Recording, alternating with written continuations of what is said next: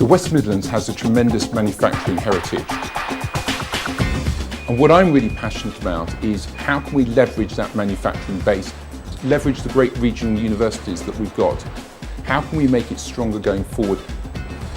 Improving the climate for small business has been one of the special priorities of Conservatives in the European Parliament over the last 10 years.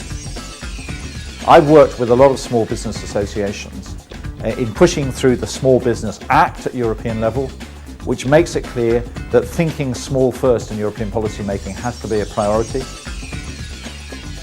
Creating an open market for small businesses to have opportunities to win tenders for government business across the whole EU. I've been particularly concerned with public markets, public procurement. It's far too difficult for small businesses to get on the tender list for jobs in the public service. We need to improve that. Keeping the amount of legislation and the red tape to an absolute minimum and giving businesses level playing field so that they can compete successfully across Europe. Agriculture is one of the main things that the European Union does. It's probably the most important thing for huge parts of this area. And at the moment, British farmers get a really bad deal. There's a huge amount of European legislation now that affects farmers, particularly environmental legislation.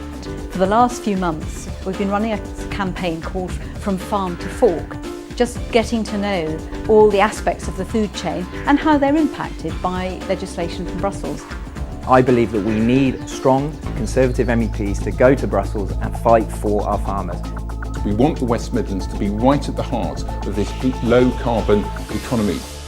We've got great resources, great skills, great abilities, but we need to make sure that we're investing, that we're helping to grow small, medium-sized enterprises, that we're growing the new innovation centres that will make the West Midlands right at the heart of the low carbon economy going forward. I also serve on the Transport Committee and have steered through a number of pieces of legislation dealing with road haulage, with driver's licences, and most recently with the issue of aviation security. How can we bring that all together to make sure that as we go into the next decade, the West Midlands will be a true dynamic economy which can be right at the heart of the UK, right at the heart of the European Union, and great for citizens in this part of the world? That's the way for the future in a knowledge economy. The West Midlands needs to do far better in that, and we're ready to give leadership.